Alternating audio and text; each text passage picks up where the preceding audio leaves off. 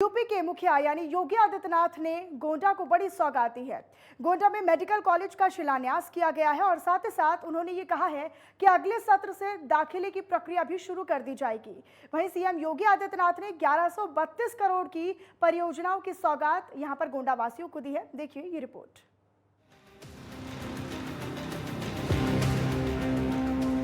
UP में चुनाव बेहद नजदीक है। सीएम योगी आदित्यनाथ खुद लगातार दौरे कर रहे हैं और अलग अलग जिलों को अलग अलग सौगातें भी दे रहे हैं। वहीं दूसरी तरफ यूपी के सीएम योगी आदित्यनाथ गोंडा के दौरे पर रहे। इस दौरान उन्होंने मेडिकल कॉलेज समेत 1132 करोड़ रुपए की परियोजनाओं की सौगात भी दी है। इस दौरान उन्होंने कई योजनाओं के लाभार्थियों को हित लाभ का वितरण किया। सीएम योगी आदित्यनाथ ने कहा कि साल 2022 और 23 में अगले सत्र में इस मेडिकल कॉलेज में प्रवेश भी शुरू कर दिया जाएगा।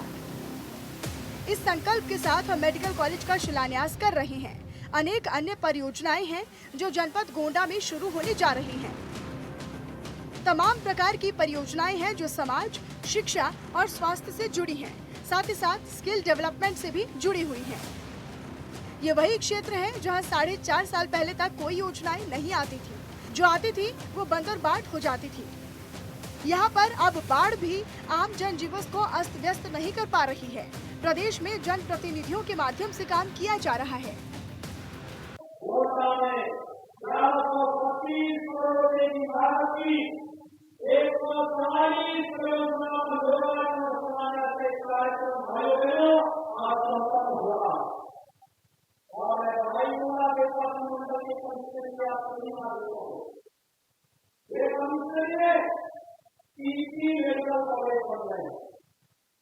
हम लोगों ने 2019 में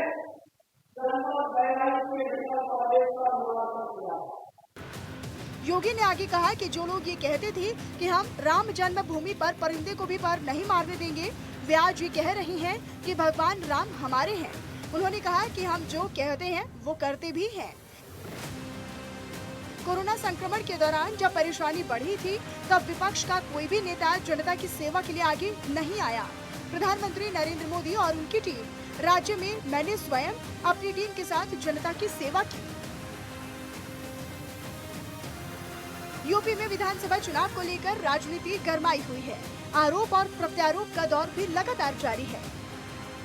एक तरफ जहां यूपी के सीएम खुद जाकर सौगातें दे रही हैं, अपने विकास कार्य गिनवा रहे हैं, वहीं दूसरी ओर विपक्ष सरकार की कमियां और खामियां गिनवाने में लगा हुआ है और योगी सरकार को आड़े हाथों ले रहा है। Bureau report, network 10। और वहीं यूपी के अमरोहा में बीजेपी जिला कार्यालय पर पहुंचे खेल राज्य मंत्री उपेंद्र तिवारी ने विरोधियों पर भी निशाना साधते हुए कहा कि जिस तरीके से 2019 में भी बीजेपी को हराने के लिए गठबंधन तैयार किया गया था, लेकिन उसके बावजूद भी योगी मोदी की जोड़ी को जीत हासिल हुई थी, ठीक उसी तरीके से 2022 में भी 350 सीट के साथ बीजेपी अपनी सरकार बनाने जा रही है, क्योंकि जनता ने भारतीय जनता पार्टी के विकास कार्य देखे हैं और समाजवादी पार्टी के पूर्व मुख्यमंत्री अखिलेश यादव ऐसी पार्टियों से गठबंधन कर रही हैं जिन्हें कोई भी जनता पसंद नहीं करती है।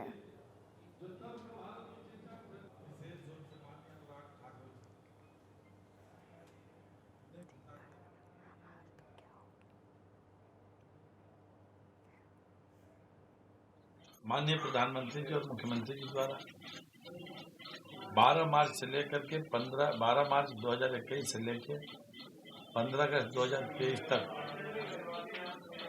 75 सप्ताह तक आज़ादी के 75वें वर्षगांठ पे 1 अक्टूबर यानी महात्मा गांधी जी के जन्म दिवस की पूर्व संध्या से लेकर सरदार वल्लभ भाई पटेल के जन्म दिवस के अवसर तक 1 अक्टूबर से 21 अक्टूबर तक पूरे उत्तर प्रदेश और देश के अंदर प्लास्टिक मुक्त भारत बनाने का अभियान और आज़ादी के 75वें वर्षगांठ पे 75 लाख केजी प्लास्टिक कलेक्ट करने का अभियान भारत की सरकार और राज्य की सरकार ने चलाया। और उधर हापुड़ जनपद की तीर्थ नगरी ब्रजघाट पर बीजेपी के राष्ट्रीय उपाध्यक्ष और वरिष्ठ नेता साध्वी उमा भारती का आगमन हुआ, जहां पर उमा भारती की उमा भारती ने गंगा सभा आरती समिति के साथ शंखनाद के साथ उनका स्वागत किया गया और आरती स्थल पर उमा भारती ने मां गंगा की आरती भी की, पूजा अर्चना भी की। साथ ही साथ सभी मंदिरों पर भी पूजा अर्चना कर भोग भी लगाया। इसी दौरान साध्वी उमा भारती ने भंडारा प्रसाद से जरूरतमंद लोगों को भोजन वितरित किया।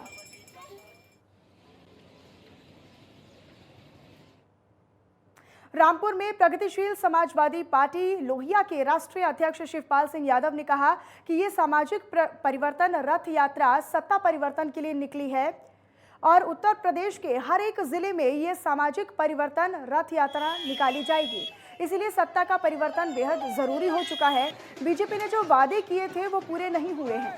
वहीं आजम खान को प्रसपा में लाने को लेकर पूछे गए एक सवाल में उन्होंने कहा कि शिवपाल सिंह यादव ने आगे उन्होंने ये कहा कि इसके साथ ही शिवपाल ने कहा कि हमारे साथ पूरे प्रदेश की जनता है, किसान गरीब जितने भी समाजवादी विचारधारा के लोग हैं सब हमारे साथ हैं। शिवपाल यादव ने साफ कर दिया है कि जहां पर प्रगतिशील समाजवादी पार्टी होगी उन्हीं की सरकार बनेगी और हमने समाजवादी पार्टी से भी प्रयास किया है कि वो अलायंस करें।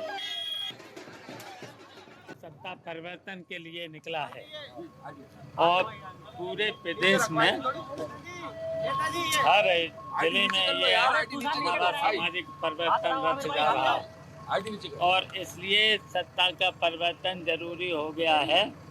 भारतीय जनता पार्टी की सरकारों ने जो वादे किए थे एक भी वादा उन्होंने पूरा नहीं किया है और जो भी हो रहा है, जो भी इस सरकार के खिलाफ बोल दे वो जेल में ठूस दिए जाते हैं, झूठे मुकदमे लिखाकर। और उधर कांग्रेस की प्रतिज्ञा यात्रा मुरादाबाद पहुंचने के बाद कांग्रेस के राष्ट्रीय प्रवक्ता राशिद दलवी ने कहा कि जो कांग्रेस में रहते भाजपा से नहीं लड़ सकता वो कांग्रेस से बाहर जा सकता है। प्रदेश के हालात बहुत बदल चुके हैं, हम लोग प्रदेश में बहुत काम कर रही हैं, नतीजा देना प्रदेश की जनता के हाथ में है। प्रदेश में हमारी लड़ाई बीजेपी से है। कांग्रेस राजीव गांधी के समय से महिलाओं को 33% आरक्षण देने के पक्ष में रही है, लेकिन जब जब बिल संसद में आया तब तब बीजेपी ने इसका विरोध किया है और अगर केंद्र में कांग्रेस की सरकार बनेगी तो ये बिल जरूर पास किया जाएगा। भारतीय जनता पार्टी के पास आपको याद होगा कि 2 MP थे, आज उनकी अकेले सरकार। लोकतंत्र के अंदर MLAs और MPs की गिनती नहीं होती है। लोकतंत्र में जनता फैसला करती है और जनता आज ही जा चुकी है भारतीय जनता पार्टी। और वहीं राष्ट्रीय लोकदल यानी RLD के मुखिया जयंत चौधरी ने बुधवार को यूपी के मिशन 2022 को लेकर मिनी छपरौली में सर्व समाज का आशीर्वाद लिया। साथ ही साथ आशीर्वाद पथ सभा में सर्व समाज के ने जयंत चौधरी को जोशीला स्वागत किया है। आपको बताते चले कि सर्व समाज की तरफ से विधि विधान से पगड़ी की रस्म पूरी की गई। जयंत चौधरी ने मंच से ही जमकर यूपी सरकार पर निशाना भी साधा और कहा कि सत्ता की ललक नहीं, संघर्ष करना चाहिए।